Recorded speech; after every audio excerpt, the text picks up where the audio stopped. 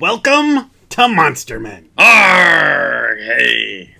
Hey, tonight we are super excited to have a dude that we happened to stumble across over at Monster Mania in Cherry Hill, New Jersey last year. And the cool thing was, it was somebody that through the great thing of social media I'd been talking to back and forth before then. This is author, screenwriter, soon to be super famous guy, Keith Rommel.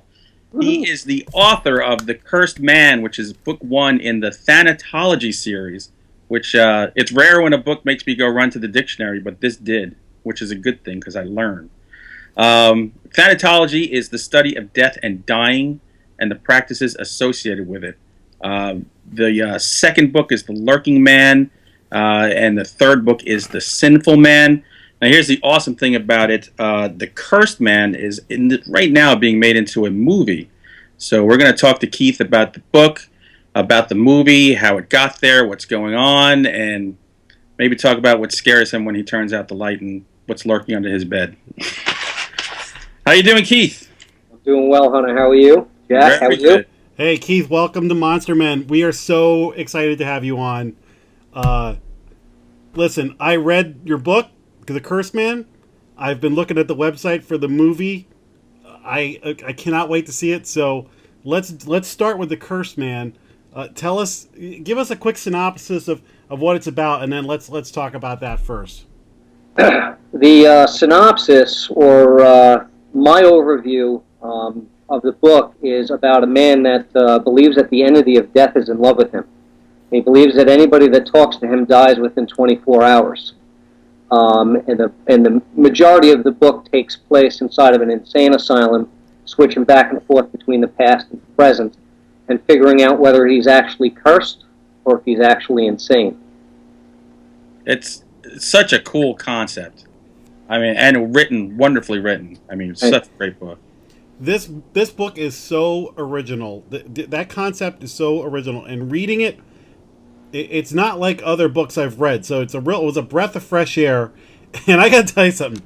I'm reading this thing and I'm going, where the hell is this going? What is going on? So I couldn't wait to get to the next chapter. And then you jump to the past and be like, wait, I want to know what's going on. And then I'd be in the past, and then you'd go to the future and be like, wait, now I don't want to know. So great job. It was. Thank you. Yeah. You know what's funny? When I read that in the fall, I said, all right, I need the other two. I jump on. I'm like, oh crap, they're not available yet. Yep. So I was ready to scoop up, both books. I was ready to go, man. Just keep plowing through. Yeah. The Cursed Man took me about 5 years to write, and it is actually based off of a true event. And I can tell you guys what the true event is, but you can't reveal what it is because that actually gives away the twist of the book. The very last chapter is what is the true event. When the kid is walking up the stairs. Okay. That is what I based it off of. That was based off of an actual event from a family friend that used to hang around my grandmother's house. And I never knew why this guy was there, and it was back in the day when it was taboo for families to get involved with each other. Yeah. Right. And then I found out why this man was always around my house. And it was because they removed him from that situation, and that was an actual true event of what compelled my grandparents to take this guy in. Wow. That's so how's cool. that? Yeah. I thought you were going to tell me that everyone dies who knows you, and I was going to cut off this call right now. Not yet. Well, the premise that I heard was even simpler than that. It was just, there's a guy whoever talks to him dies. It's something as simple as that. Yep. And I was like, wait, what? That's that alone. Then I started reading the back of the book and this and that. Then so I didn't know the whole. I went into it thinking he's absolutely cursed. There's no doubt. Then, as you said, you start wait. Is this guy nuts? Is somebody messing with him? There's a lot. There's so much going on, and you're a master of never showing your hand. Yeah, it's definitely something that I like to tell people. It's thinking man's fiction or thinking woman's fiction, because it does require thinking. It does require you pay attention, and the people that pay attention kind of get that, proverbial slap in the face at the end when they realize what's going on. And it was pretty important to me to conceal conceal that. And actually, one of my, I would say, aside from the movie right now, one of my most proud moments is when I read a reviewer on Amazon that was a psychology major, and he just said, "Hey, this guy fooled me." I was just kind of like, that's right on right there. So that was payoff right there. Yeah, you did a good job building a mystery. I mean, like Jack said, I was the same way. I'm like, well, I don't know where this is going. I don't know, and because the character has doubt, and then the reader has the same doubt as the character. So you're in his shoes. It's a cool way that you did that. Thank you. You know what kills me is people on Facebook will write, "Hey, need a new book. Anybody got suggestions?" And they are never people that would consider reading a book that either one of you guys wrote. And I'm like, you're missing such good stuff. Especially yours, Keith. This book, you're right, it's a thinking man's book. So I would probably gauge the person I was I'd recommend it to anybody, but I know that there are certain people that would eat this up, and other people will be like, wait, where's the shiny vampire? Yeah. Well, first of all, I'd like to say Hunter and I would probably hug you for what you just said, Jack. So we appreciate that, because it is true. It's a tough genre. It's kind of, I mean, obviously, we could talk about greats and talk about Stephen King and how, I mean, the success of that man, and to ever any one of us that are in the horror, thriller, dark suspense, whatever you want to categorize it, if they ever throw the name Stephen King with yours, I mean, that's like I always say, I'll take it. Exactly. Because that's like just, pure greatness to be compared to, or even to be put into the same sentence with. So, anything that people can identify your work with and pull you into that. But what I have found is actually, with some reviews that have actually said that The Cursed Man is in the vein of Stephen King, as they say, that's actually worked against me a few times, because then you get people that kind of smash you around and say, this isn't like Stephen King. What are these people talking about? So it's a fine line between it being a blessing and a, no pun intended, a curse. Of being able to, draw those fans in, and how do you get their attention, and how do you, that's the great mystery. Yeah. How do we, as horror writers or dark suspense writers, how do we draw in those readers? And it's just like you said, social media, people are always going, I'm looking for a great book. I'm looking for a great book. And of course Hunter and I are going, hey. I know. There's come a whole on, guys. Yeah, there's a whole bunch. You're just missing a whole category here. Come on, bring us in. They're all just waiting for the next V.C. Andrews installment. Yeah. Well, I've been lucky enough to meet a lot of authors from doing this show and knowing him so well. And so I've got this stack of books. Like, I just read your book, and I want to read another one. But I could say the same thing about, like, 3 other guys that I've met through him who are like, hey, did you read my next book? And I'm like, it's on the pile. I gotta get to it. And it's so fun to see, Brian Moreland. His stuff is so different than your guys' stuff. I've read 2 of his books, and I love both of them. I'm actually just, for that sake right there, I'm interested in reading his work as well as Hunter's. And that's kind of when I started talking to Hunter, then I started kind of looking at the whole, imprint that he's a part of, and all the guys that are a part of that, and they really do seem to put out pretty interesting stories. So, and no 2 of us are alike so far.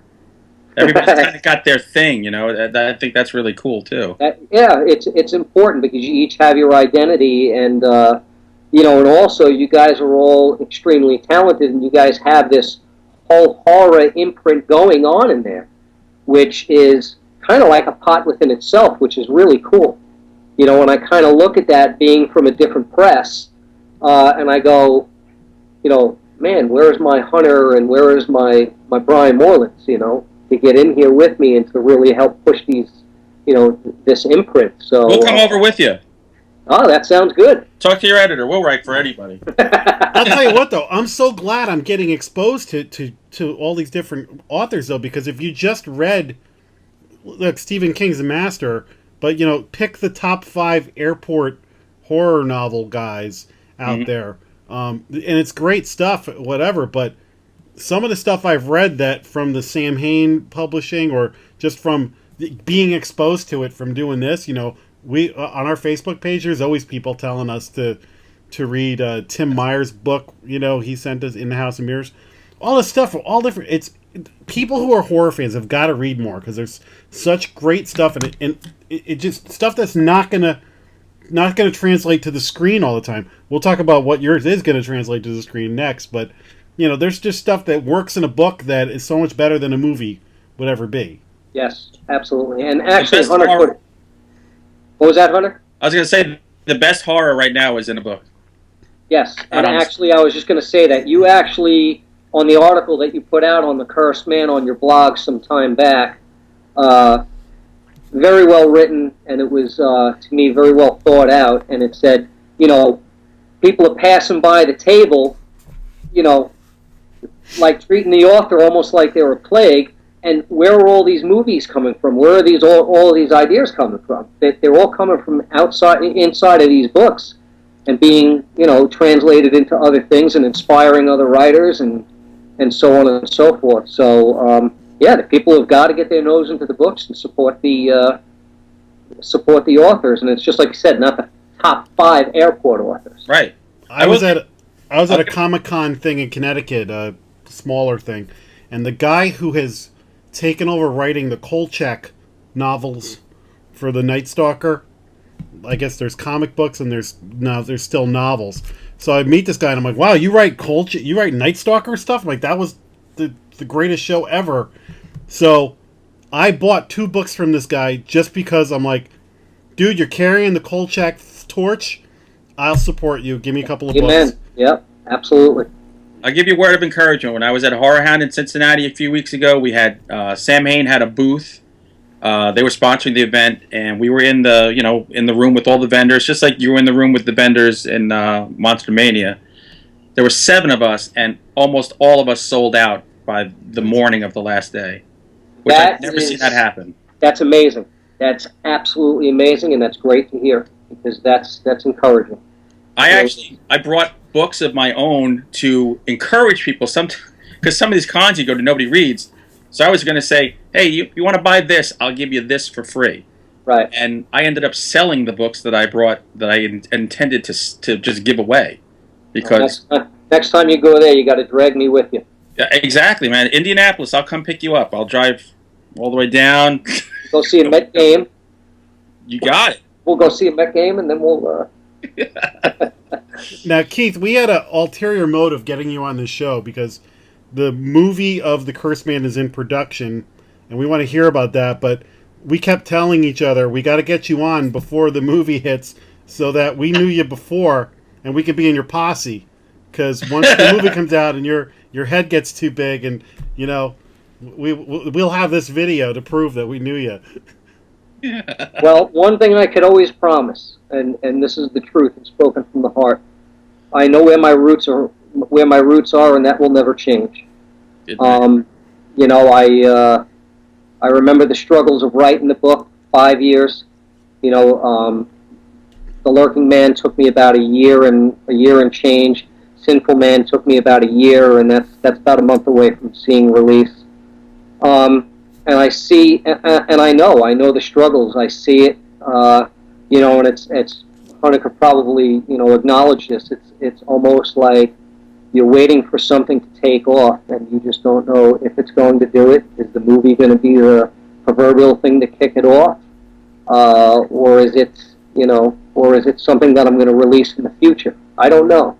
But I work a day job. And I would ultimately, of course, like any other writer, I'd like to be able to do this full time. But as of right now, my day job is what supports my family, and that's what I've got to do. And I always promise myself that my feet will be on the ground, no matter what. And if the movie, and I'm saying it on Monster Men, I lost my father from cancer, and one of my promises is if the movie does well, I will be making a donation to a child with cancer. That is a promise. That's fantastic. All right, people. What else do you need? Get out, buy books, buy those tickets. Yeah, Let's promote the hell out of this. Let's get the Monster Man engine behind this guy. That's the best thing we've ever heard on this show. exactly. Now, talking about the movie, how did you get the movie deal?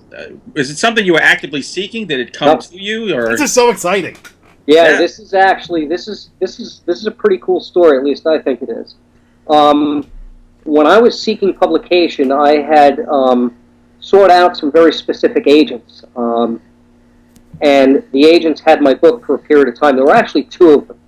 And one of them actually had it for a longer period of time, and I did the unthinkable thing, and I reached out to the agent, and I asked the agent, what is the status of the book? Obviously a very professional email and contact with the agent, and then I got a negative response in return, because I believe that probably in this agent's mind I crossed some sort of boundary that I shouldn't have, and it ultimately started making me think about self-publication, and I really am old-fashioned in a way, and I believe in having the backing of a publisher.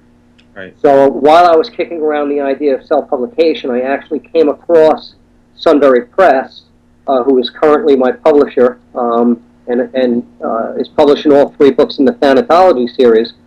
And they loved The Cursed Man, and they published The Cursed Man. And then what ended up happening is in 2010, they got The Cursed Man, and it went to edit in December of 2010.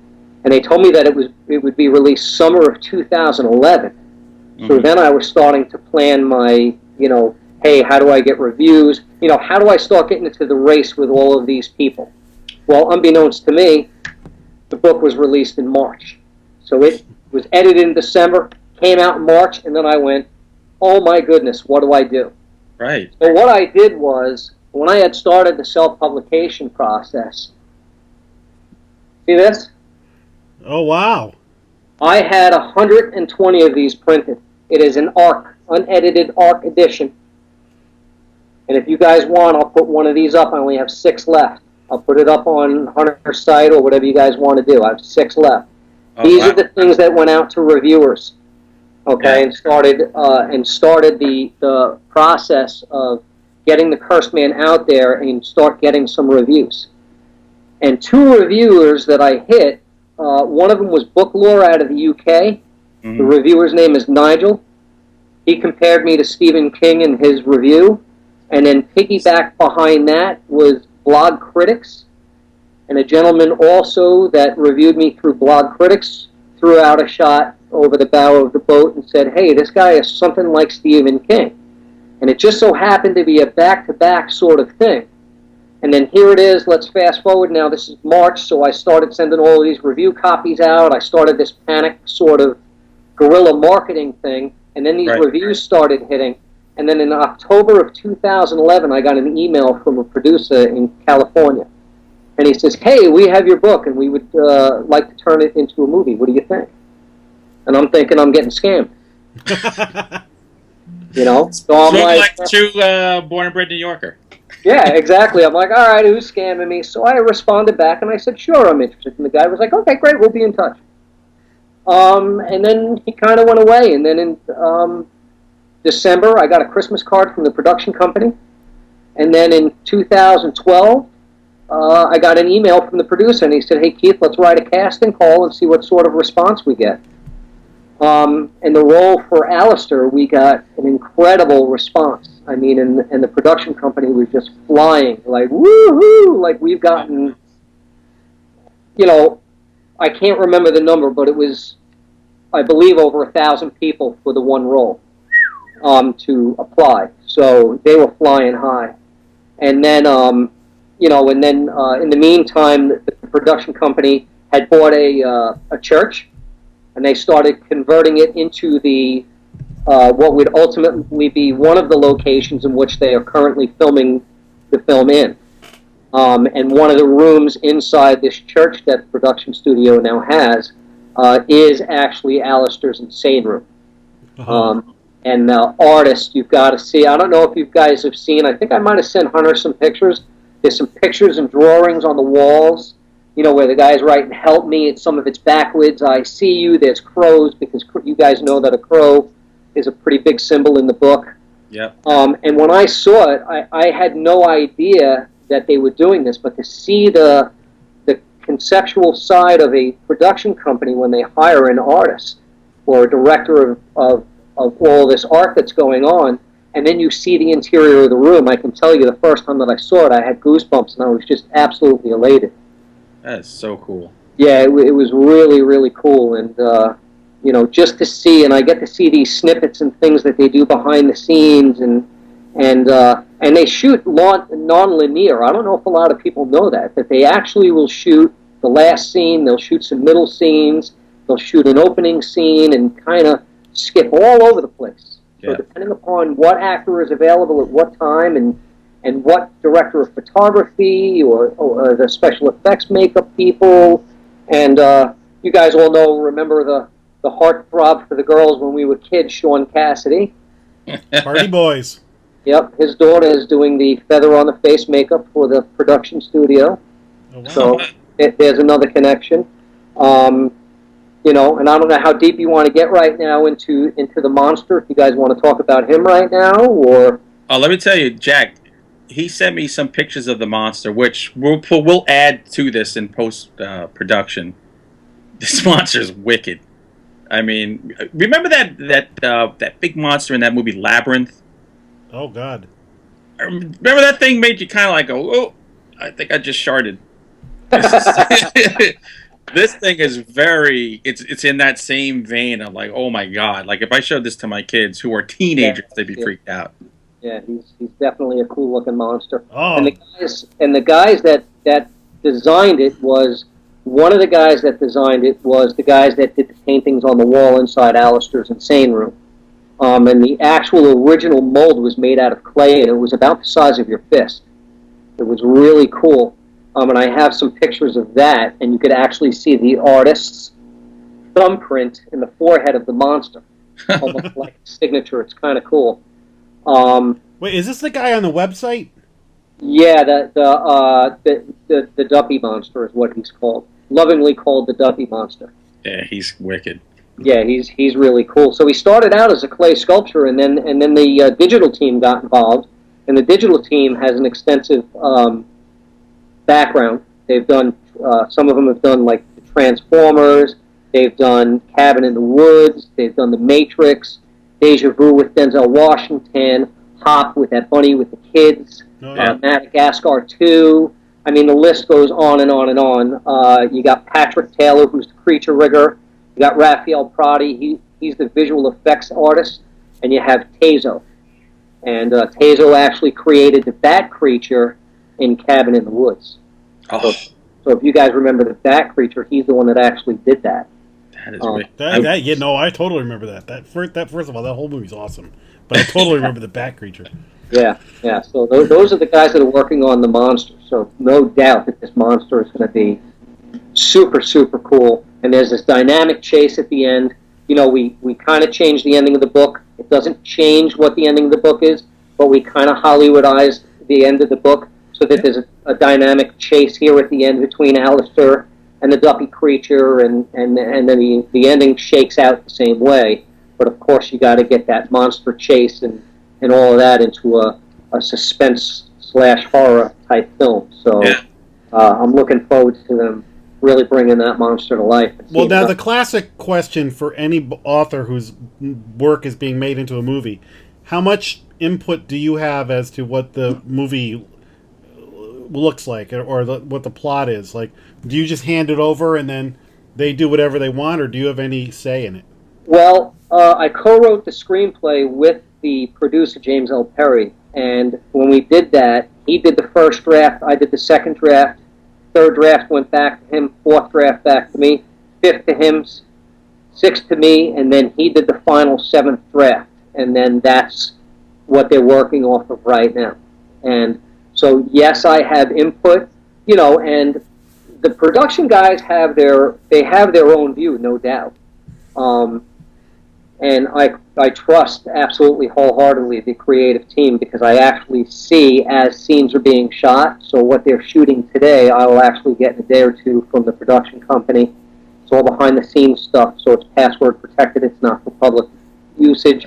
So I get in and I get to see the non-edited scenes or the rough edited scenes where they put the green screen behind them, and they may put some of the background behind them and stuff. But I get to see the product as it's turning out, and it's actually really interesting because I know it's going to happen, but I kind of watch the thing, and I'm like watching it. I'm like, all right, they got it.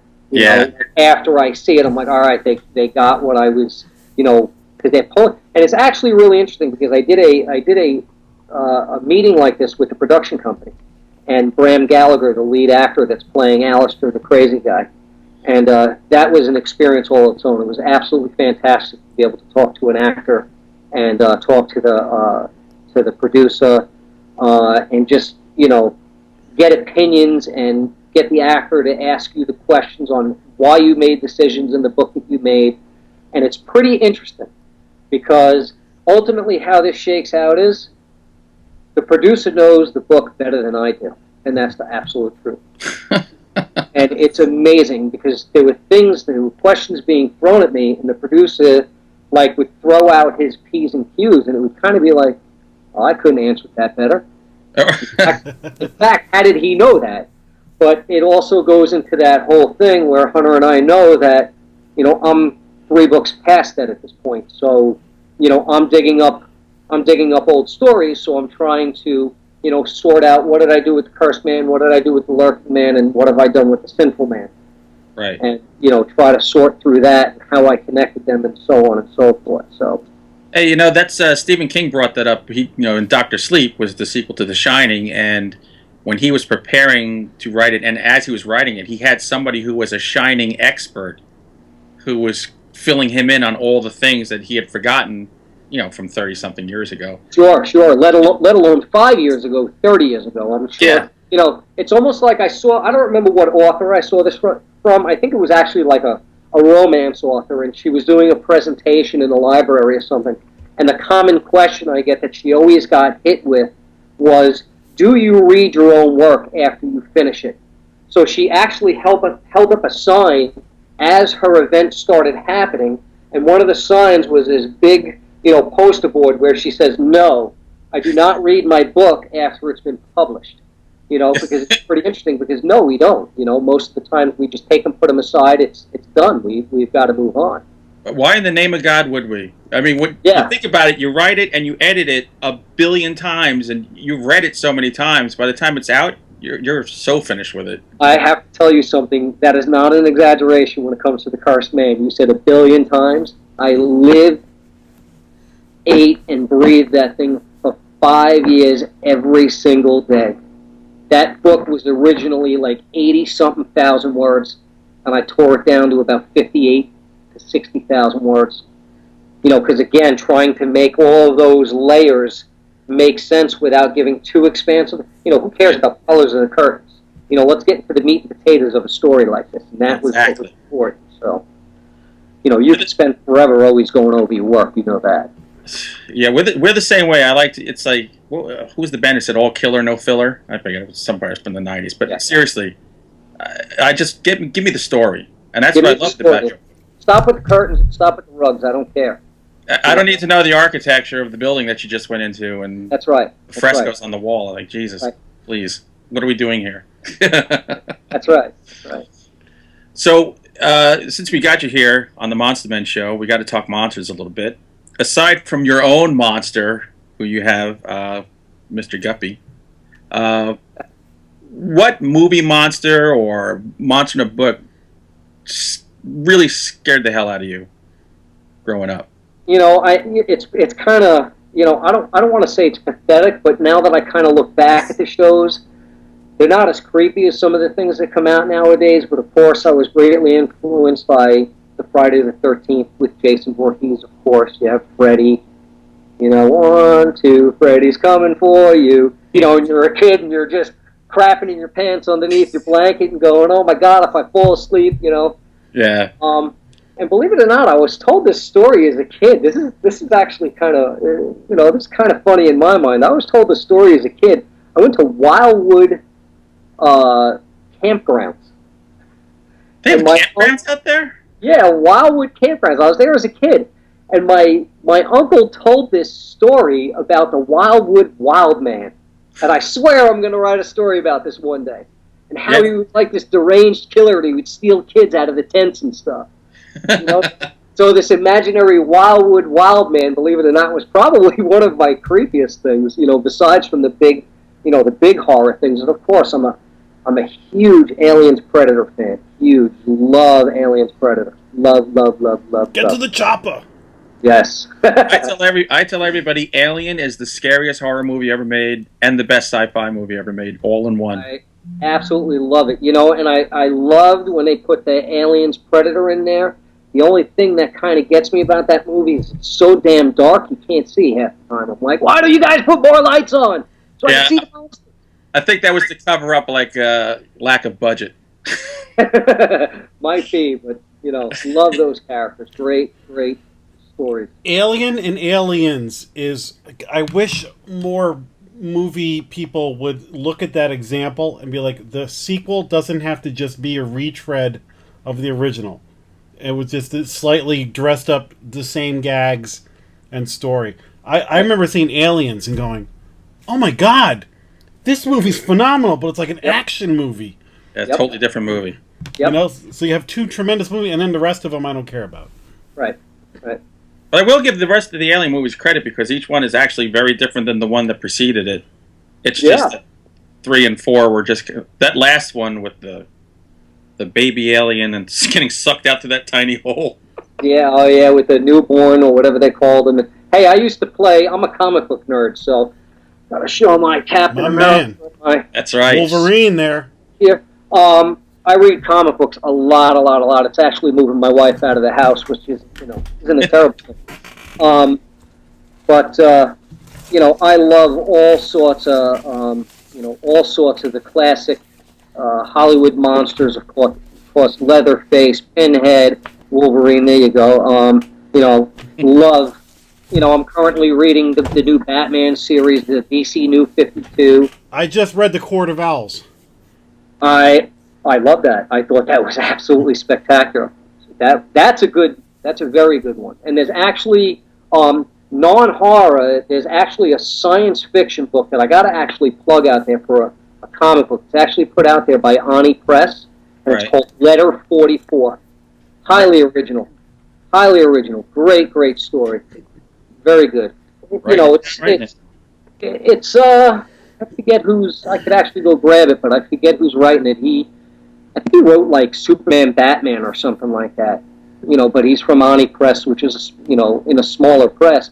But this Letter 44 is just a really cool take on sci-fi, which I like because I love the relaunch of Battlestar Galactica. Oh, who doesn't love the Terminator?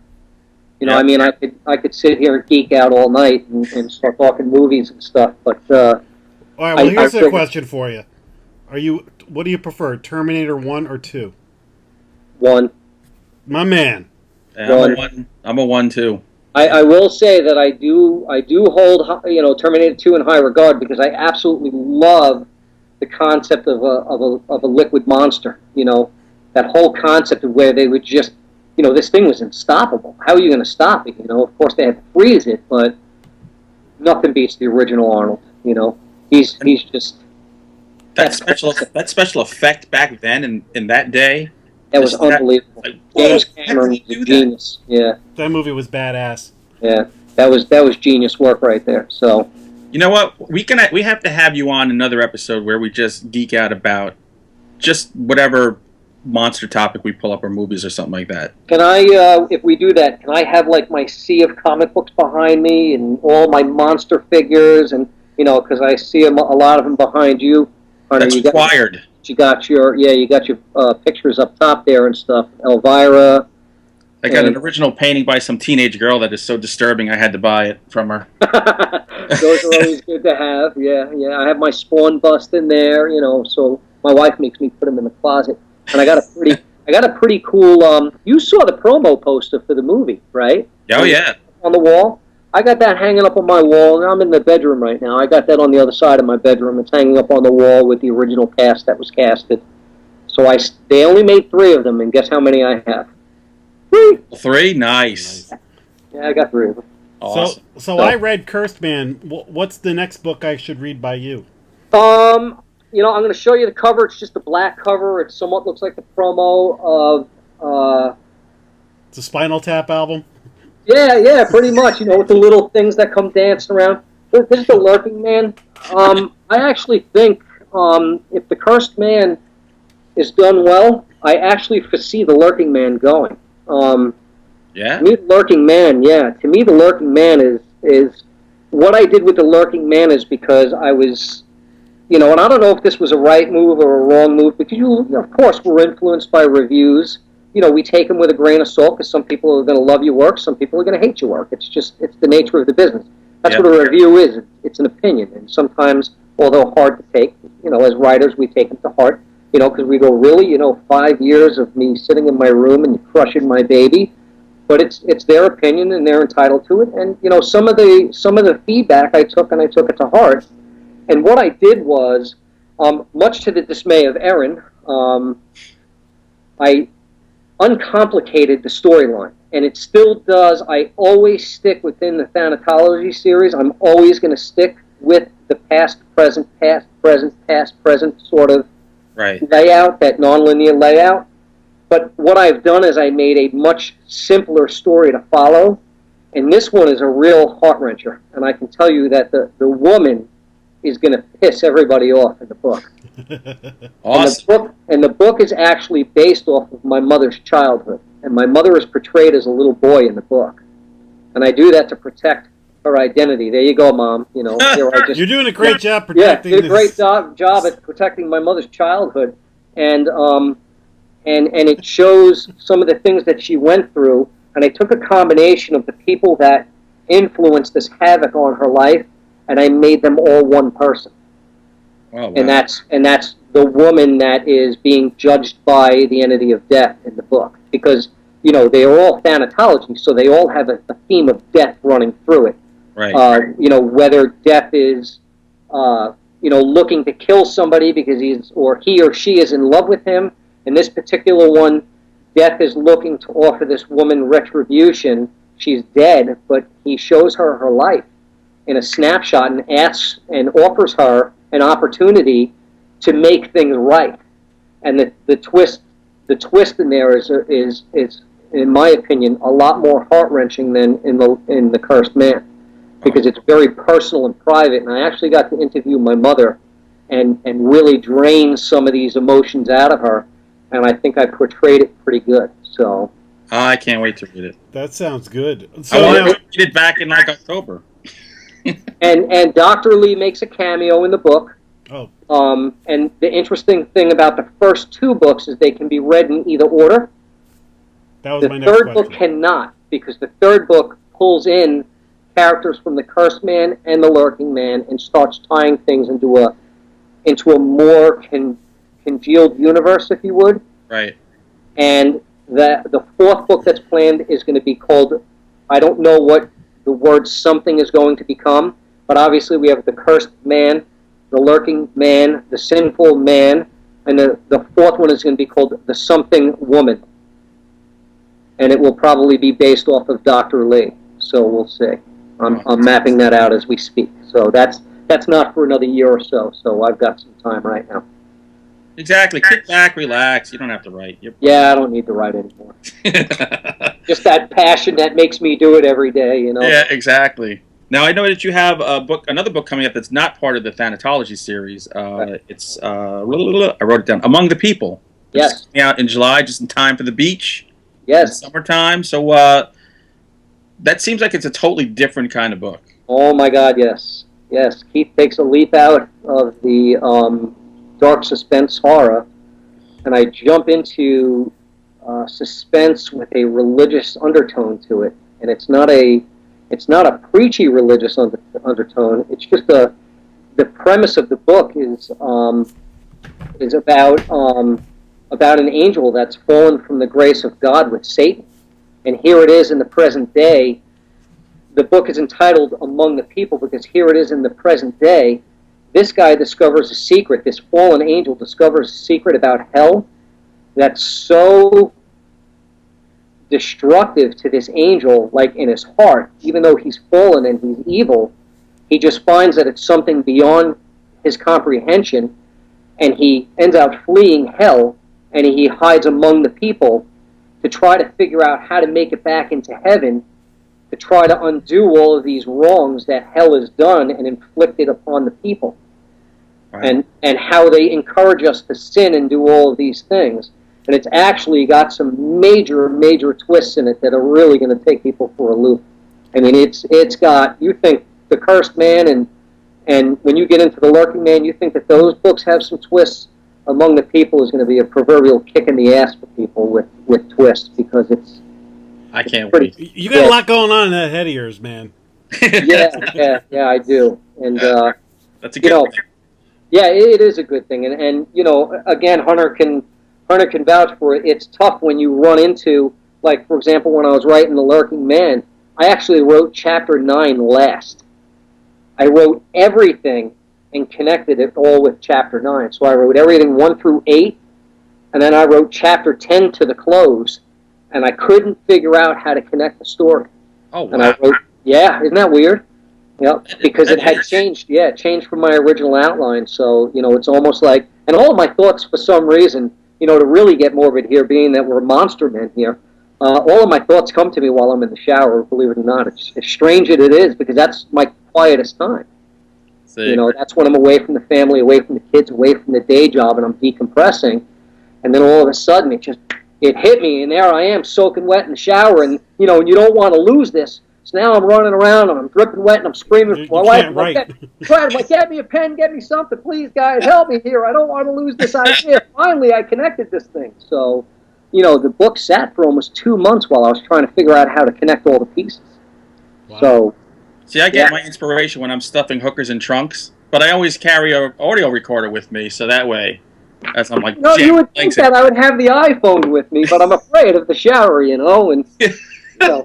I don't want to get wet, you know. I want my peace and quiet. So just put it over on the towel rack and just hit record every time you get in the shower and just start shouting out ideas. I do that now, actually. Believe it or not, I actually do have it with me just in case, because you never know when those ideas are going to hit you. Yeah, seriously, a lot of mine hits me when I'm in the car driving.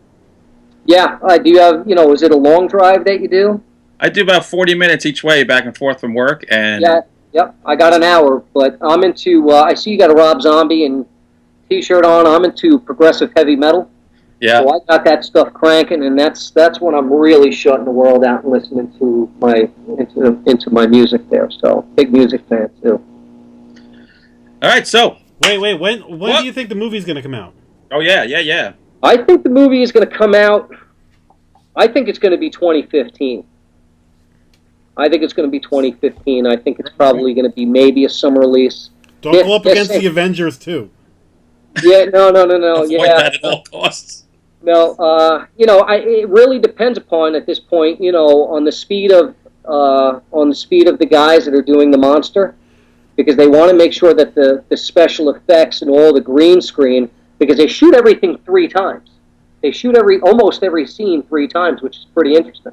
Because they'll shoot it in the real live room, then they'll shoot it with a green screen, then they'll have the actor come in and actually do the voice. So that way, if anybody's rubbing a microphone or somebody dropped a boomstick at a real crucial time and they want that scene, right, they'll actually do different segments of the scene. So they're a little bit more than halfway through on the filming, and then the special effects have to be applied. And I actually think that that's going to be the marathon instead of the sprint, because of the team that's involved in the details of the monster, and you know, exciting. So I would rather it take them a little longer and get them out a really great product than them to rush it and put together a thing that you almost like, well, you know, that looks like a monster from the Sci-Fi Channel. Yeah, you don't want that. No, I want it to be a great representation of the product and let them do their thing. So I've actually learned. The one thing that I can tell you guys that I learned from this movie experience, if anything, is its great patience. I've learned that I actually have no control over it. I don't operate a camera. I help write a script. That's as much as I could do. Right. The rest is up to the production company, and I've learned to let that control go and be okay with it. Yeah. And like I said, and see the scenes, but be nervous about it because it's a passion, it's a love, it's our creation, Hunter. When we write something, it's a part of us. We write it, and it's a part of us, and we put it out there for other people to judge. But I've learned to be okay with it at this point. So. Hey, I always say if the check is big enough for me to go away to an island, I don't care what you do to it. But it's got to be a big check. Yeah. I don't know if there's one big enough at this point to make me go away. So. Well, I'll go away from like day jobs and stuff like that. There you go. Now that's a better promise. Oh yeah, no, I'd still write. I even said when I retire, my goal is to do archaeology, but still write as I'm doing that. That's my retirement plan, to be bent over in some field brushing dirt away. But that's what I want to do. Take it, yeah. I don't know. My back can't take it.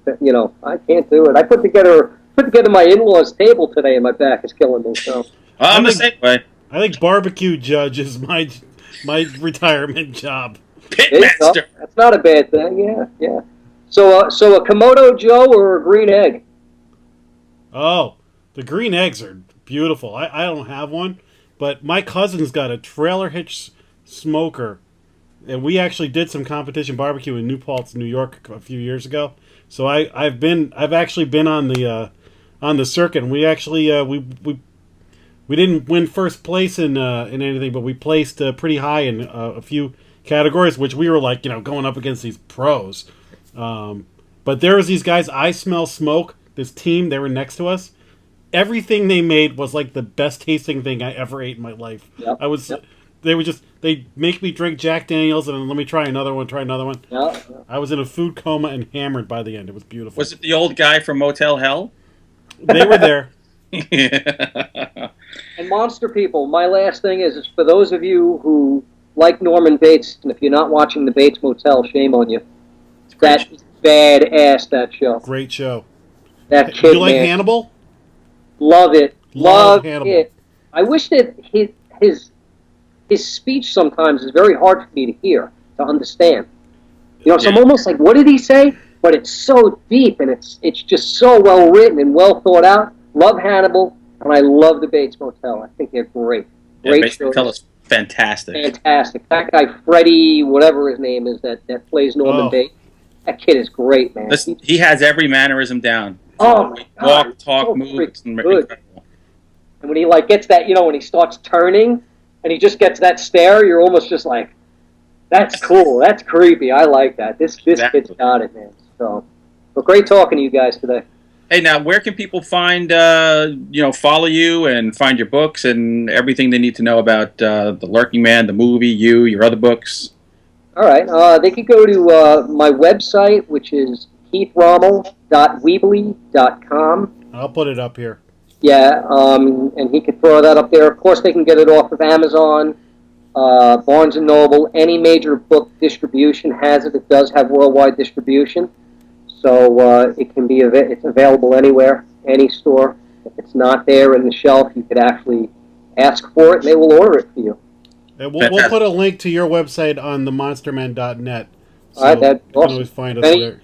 Any writers, I always, whenever I do interviews and stuff, I also say if there's any writers that have questions, of course with Hunter as well, we'd always be willing to help or answer any questions that writers have, because one of my struggles of coming up is trying to find the answers. And I'm not saying that we can necessarily give answers.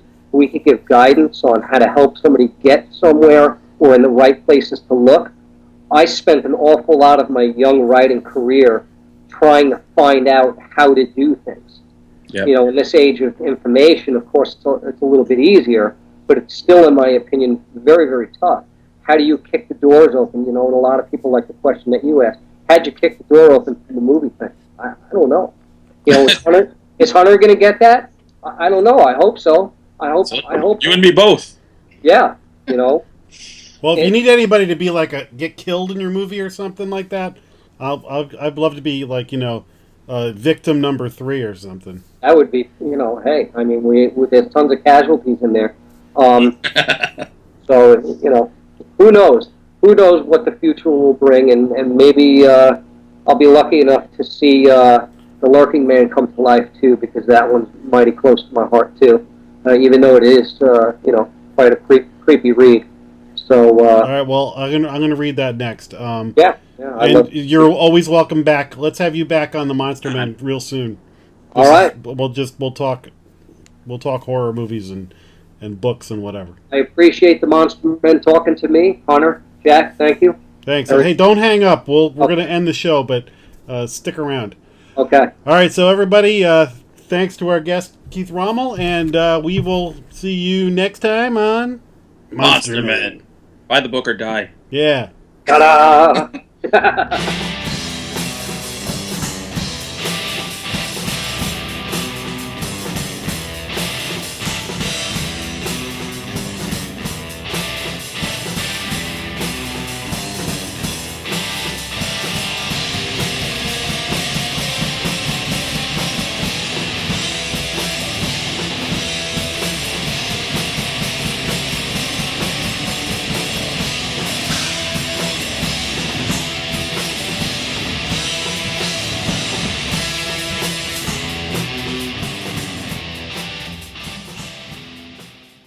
Grr, arg.